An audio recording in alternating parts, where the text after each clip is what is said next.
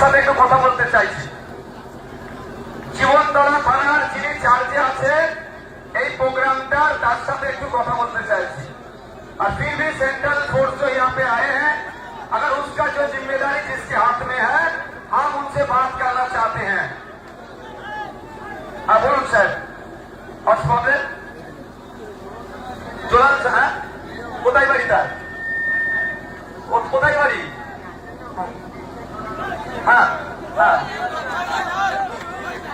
তো আমরা এখানে ঘাস কাটছি, আমরা তো ইলেকশনে কাজ করছি না, আমরা ঘাস কাটছি নাকি? আমরাও ঘাস কাটছি না, এটা মাথায় রাখবেন, এটুকু মাথায় রাখবেন। আমরাও ঘাস কাটছি না, ঠিক আছে? প্রত্যেকের রেসপেক্ট আছে, এটাও আমরা গণতন্ত্রকে রক্ষার লড়াই ইলেকশনে নির্বাচন করতে এসেছি। আমাদের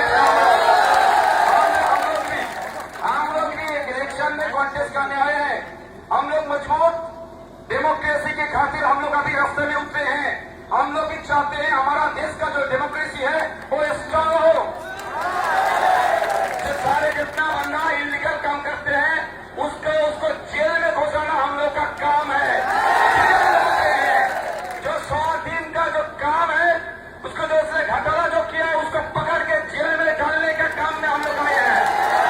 हम लोग कोई इलीगल काम से इधर नहीं है, लीगल काम से आए हैं। तो বন্ধুগণ, বক্তব্য আমি দীর্ঘায়িত করবো না, আমার অন্য জায়গায় প্রোগ্রামে যেতে হবে।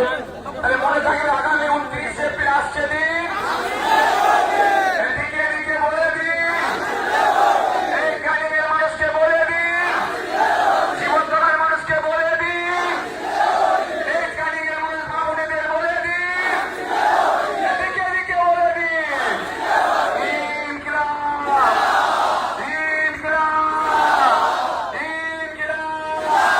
আগামী 29 এপ্রিল আসছে দিন, ইভিএম এর 4 নম্বর বুথ দিকে খাম চিহ্নের